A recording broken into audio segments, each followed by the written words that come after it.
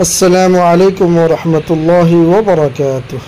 اعوذ باللہ من الشیطان الرجیم، بسم اللہ الرحمن الرحیم۔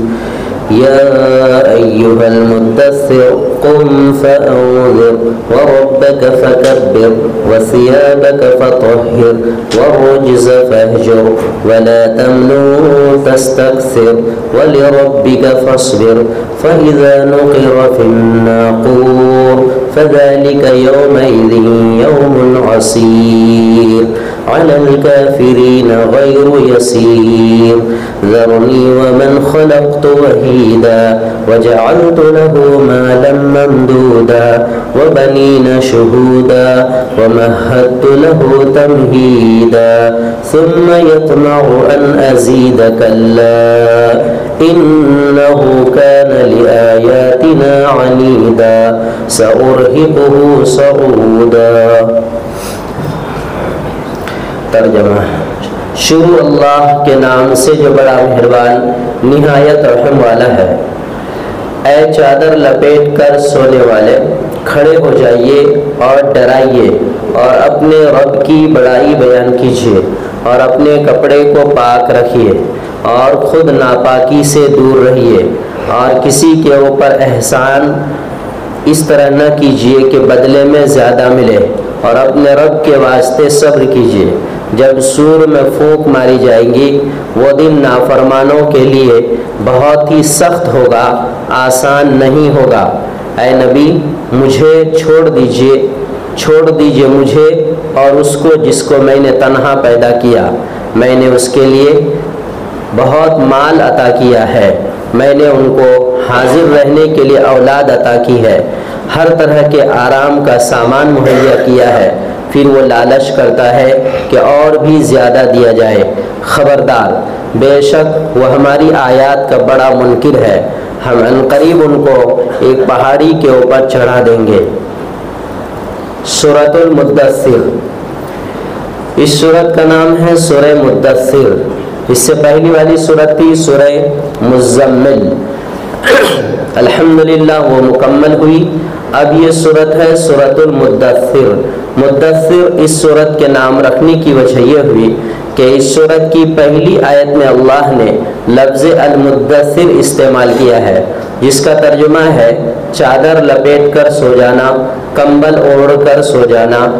اس طرح اسی طرف اشارہ کر کے پوری سورت کا نام رکھ دیا گیا سورۃ المدثر مکیہ۔ یہ سورہ مکہ مکرمہ میں نازل ہوئی۔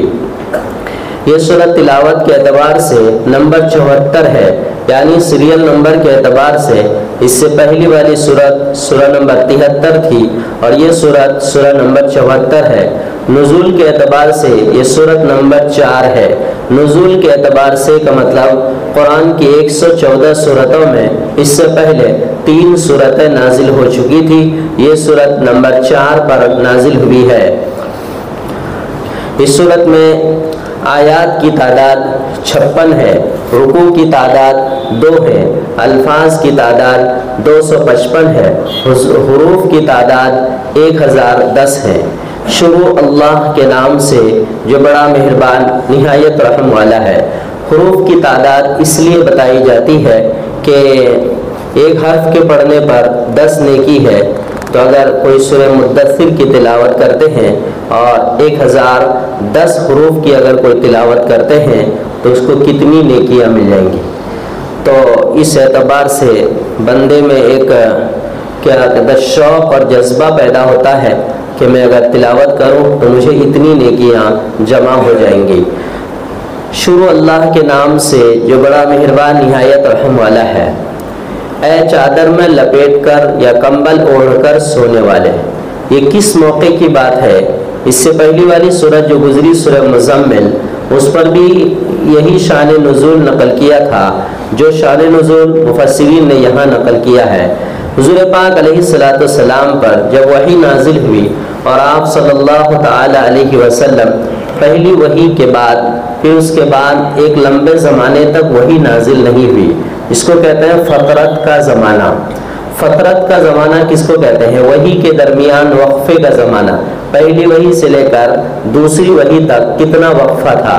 بعض مفسرین نے 3 سال لکھا ہے کہ 3 سال کو فترت کا زمانہ کہتے ہیں، 3 سال تک پھر کوئی وحی نازل نہیں ہوئی۔ بعض مفسرین نے 2.5 سال نقل کیا ہے کہ 2.5 سال تک کوئی وحی نازل نہیں ہوئی۔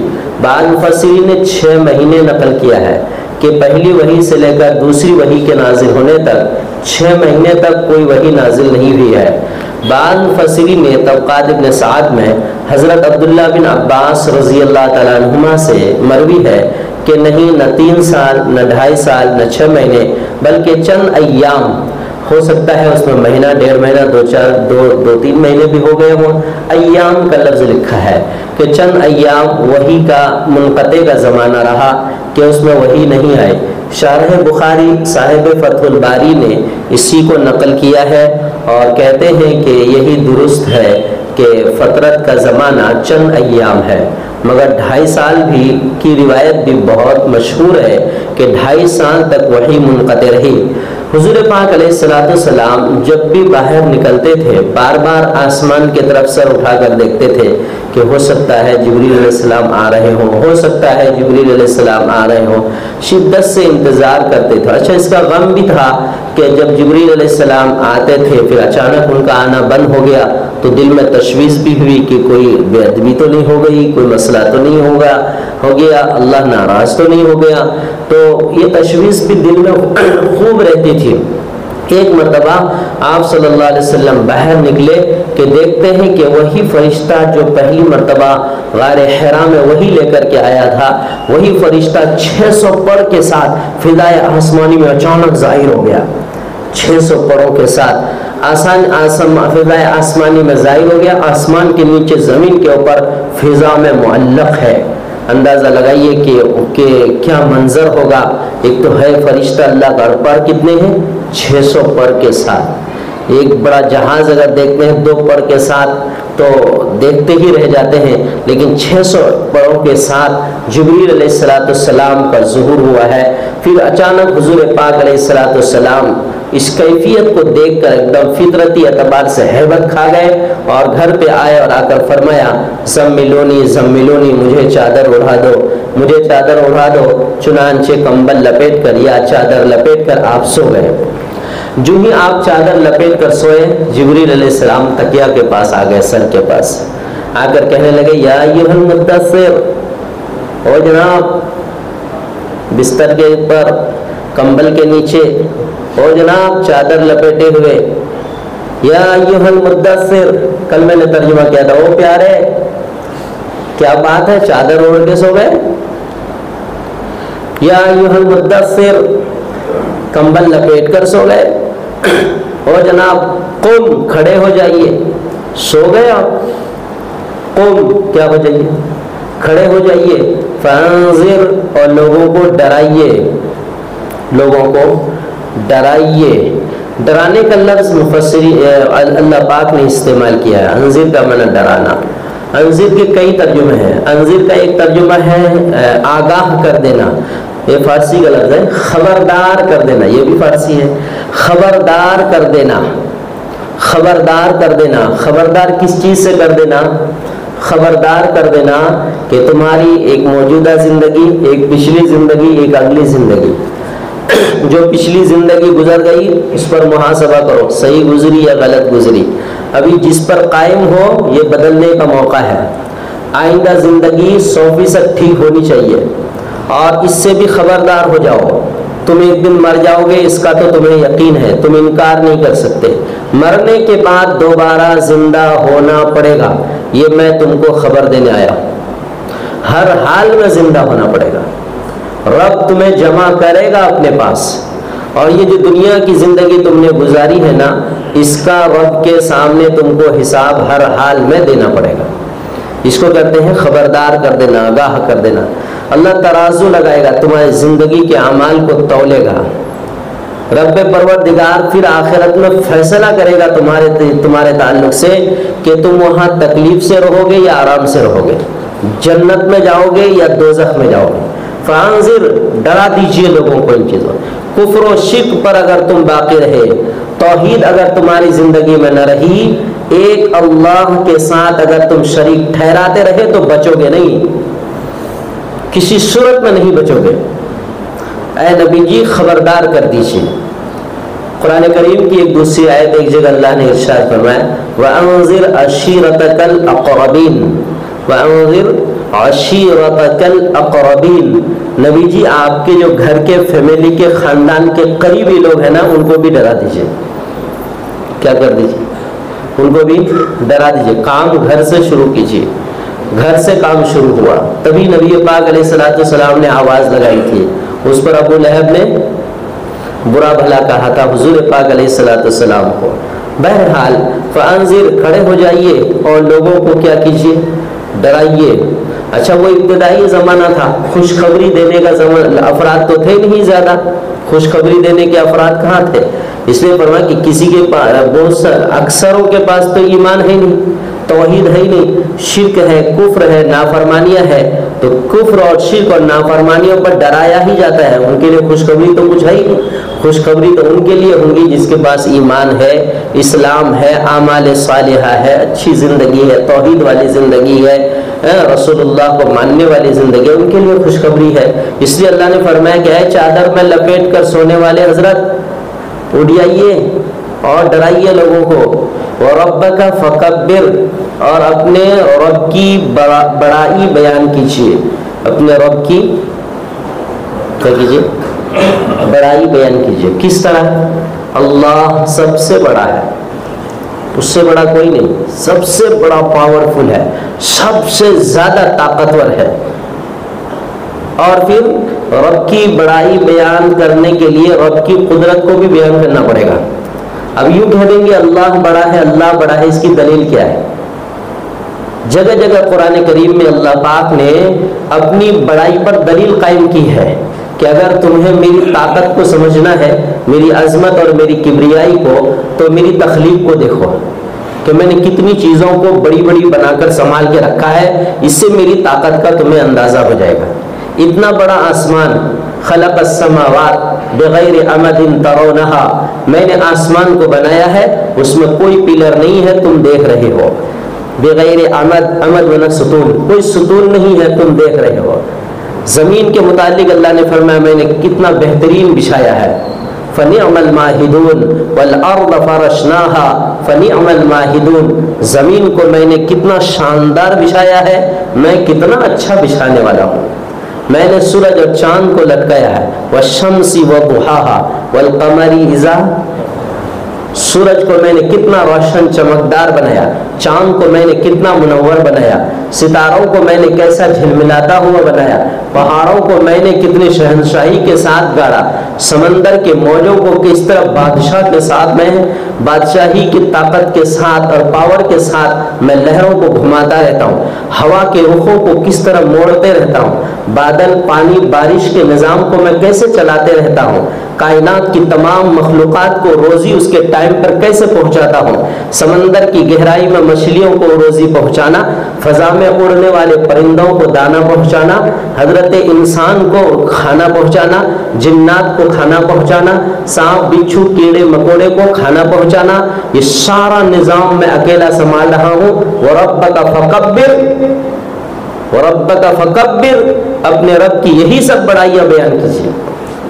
ان تمام چیزوں کو میں اکیلا کر رہا ہوں، میرا کوئی شریک نہیں ہے، میرا کوئی پارٹنر نہیں، میرا کوئی معاون نہیں، میرا کوئی ناصر نہیں، میرا کوئی مددگار نہیں، کوئی نہیں، میں اکیلا کر رہا ہوں ان چیزوں کو، میں اتنے بڑی طاقت کا مالک ہوں۔ وَرَبَّكَ فَكَبِّرْ، اپنے رب کی بڑائی بیان کیجیے۔ کرم ہے اللہ کا۔ قرآن کریم میں ہم شان نزول بیان کرتے ہیں کہ جی اس زمانے میں نازل ہوا تھا، نبی کمبل لپیٹ کر سو گئے تھے تو اس زمانے کے لوگوں کو ایسا کہنے کو اور سمجھانے کو اور خبردار اور آگاہ کر دینے کو کہا گیا۔ کرم ہے رب پروردگار کا کہ ہم اس رب کی بڑائی کو تسلیم کرتے ہیں، ہم مانتے ہیں کہ اے رب آپ سب سے بڑے ہیں، آپ کا کوئی معاون و مددگار نہیں، آپ کا کوئی شریک نہیں، ذرہ برابر بھی نہیں، کسی بھی چیز میں نہیں، نہ آپ کی ذات میں، نہ آپ کی صفات میں، کسی بھی چیز میں شرکت نہیں ہے۔ وَثِيَابَكَ فَطَهِّرْ، اور نبی جی اپنے کپڑے کو پاک رکھیے، کپڑے کو پاک رکھیے۔ اپنا کپڑا پاک رکھیے. اس کی کئی تفسیر مفسرین نے لکھا ہے. ایک تفسیر تو ایک دم صاف صاف بات ہے کہ ہر وقت صاف ستھرے کپڑے میں رہیے. کس میں؟ صاف ستھرے کپڑے میں رہیے. اس سے اندازہ ہوتا ہے کہ لباس کی صفائی کا اسلام میں کتنا دخل ہے. مزاج شریعت میں حکم نبی کو ہو رہا ہے, نبی کے ذریعے سے کائنات میں آنے والے سارے انسانوں کو حکم ہو رہا ہے, خاص طور پر نبی کے ماننے والوں کو صاف ستھرے کپڑے پہنا کیجیے. یہ اب ہم سوچ سکتے ہیں اس چیز کو کہ جی صاف ستھرا کپڑا اگر پہنتے رہیں گے, یہ مزاج شریعت ہے, مطلوب خداوندی ہے صاف ستھرے کپڑے پہننا.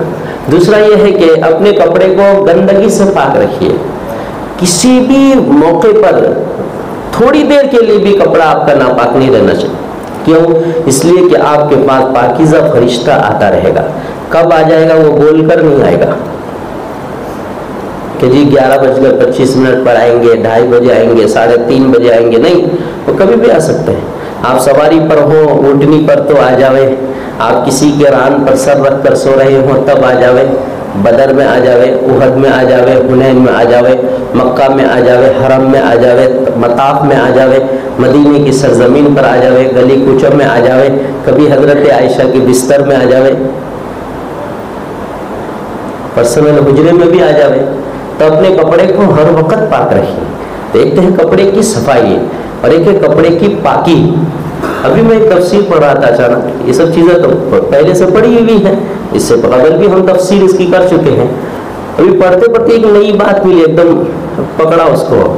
کیا کہ کپڑے کی صفائی اور پاکی سے مراد کپڑا حلال ہو. یہ جملہ لکھا ہے. کپڑا جو جسم پر ہے وہ کپڑا کیا ہو, جس طرح لقمہ حلال ہو اسی طرح کپڑا بھی حلال ہو. کچھ سالوں پہلے, مجھے یاد ہے کچھ مہینے پہلے نہیں, کچھ سالوں پہلے میں کہیں کیا تو بیان سنا تھا یا پڑھا تھا, مجھے خوب یاد ہے کہ جس کے گھر میں حرام آمدنی ہوگی اس کے گھر کی ہر چیز حرام ہوگی. اور حضرت نے وہ جملہ لکھا تھا, پانی کا گلاس جو دسترخوان پہ رکھا ہے نا وہ بھی حرام ہے, سیب کا ٹکڑا جو رکھا ہے وہ بھی حرام ہے, میٹھا جو کٹورے میں رکھا ہے وہ بھی حرام ہے, فروٹ اور بھی سبزی ترکاریاں رکھی وہ حرام ہے, ہاٹ پاٹ میں روٹی جو رکھی ہے وہ بھی حرام ہے. حرام کی آمدنی اگر ہے تو ساری چیزیں حرام ہیں. سر پہ جو ٹوپی لگی ہے وہ بھی حرام ہے, آنکھ میں جو چشمہ پہنے ہیں وہ بھی, اللہ, ہاتھ میں جو گھڑی پہنے ہیں, حرام کی آمدنی اگر ہو گئی نا. اچھا کبھی کبھی ایسا ہوتا ہے کچھ حرام ہے کچھ حلال ہے, دکان بھی چل رہی ہے, بزنس بھی چل رہا ہے, لیکن کچھ حرام کی آمدنی مل گیا, مکس ہو گیا. کیا ہو گیا؟ مکس ہو گیا. کوئی پاکیزہ چیز میں کوئی غلط ہے. دودھ میں گوشت کا سالن نکالتے نکالتے دودھ میں چمچ سے سالن گر گیا, چلے گا؟ کیونکہ دونوں پاکیزہ ہیں, دونوں حلال ہیں, پھر چلے گا کیوں نہیں؟ دونوں پاکیزہ ہو, مکس ہو جائے تو نہیں چلتا. حلال اور حرام مکس ہو جائے تو ایک مثال ہے. وَثِيَابَكَ فَطَهِّرْ, کیا کیجیے اپنے کپڑے کو. قرآن کریم میں اللہ پاک نے پاکی کو بیان کیا ہے. ان اللہ یحب التوابین و یحب المتطہرین, اللہ توبہ کرنے والے کو اور پاک رہنے والے کو اللہ پسند فرما. النظافۃ نصف الایمان, پاکی کیا ہے؟ آدھا. یہ سوچ سے باہر ہے. پاکی آدھا ایمان ہے, پاکی صفائی آدھا ایمان ہے. جس کے مزاج میں صفائی ہے, پاکی ہے, گویا کہ حدیث کے حساب سے اس کا آدھا ایمان مکمل کر لیا. اور اگر شادی کر لیا تو پورا ہی مکمل ہو گیا. اب اگر یہ دونوں حدیث ہم یہ دونوں چیز بیان کریں گے تو لوگ نماز کوئی نہیں آئیں گے, بولا ہمارا ایمان مکمل ہے. نماز کی بھی کیا ضرورت ہے؟ شریعت مزاج بناتا ہے. شریعت کیا بناتا ہے؟ مزاج بناتا ہے. ایک صحابی آئے نبی کی خدمت میں, عرض کرنے لگے یا رسول اللہ صلی اللہ علیہ وسلم میں جہاد میں جانا چاہتا ہوں. تو آپ صلی اللہ علیہ وسلم نے فرمایا کہ تمہارے والدین کوئی حیات سے ہے؟ دیکھیے نبی کو معلوم تھا کہ حیات سے ہیں اور خدمت کے محتاج ہیں. بولا ہاں ہے. کہنے لگے ان کی خدمت کر, اسی میں جہاد ہے. تو کیا ماں کا پیر دبانا جہاد ہے؟ فٹ ہوتا ہے دماغ میں, لیکن مزاج کیا کہتے ہیں, مزاج شریعت امت کا مزاج بنا دی. مزاج بنانا، پاکی صفائی آدھا ایمان ہے. شریعت یہ امت کا مزاج بناتی ہے تاکہ بندہ پاکی اور صفائی پر اتر آئے. بہرحال والرجز فہجروا، نبی جی اس کا ایک ترجمہ ہے ناپاکی چھوڑ دیجئے، لیکن اس کا لفظی ترجمہ لکھا ہے بتوں سے دور رہیے. والرجز فہجروا، بتوں سے دور رہیے. بتوں سے دور، بتوں کا خوب زمانہ تھا. خانہ کعبہ کے اندر کتنے تھے؟ 360 ہم پڑھتے سنتے ہیں. تو بتوں کا گھروں میں کتنے ہوں گے؟ جب یہاں اتنے ہیں تو ہر گھر میں بت، ہر گھر میں خدا. تو اللہ پاک نے نبی کو فرمایا وَالرُّجْزَ فَاهْجُرْ، بتوں سے دور رہیے.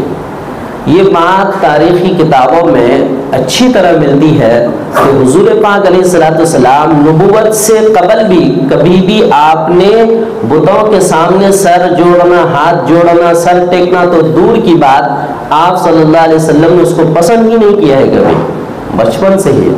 اچھا، حضرت ابوبکر صدیق رضی اللہ عنہ کے بارے میں بھی کتابوں میں یہی ملتا ہے. آپ نے بھی اسلام لانے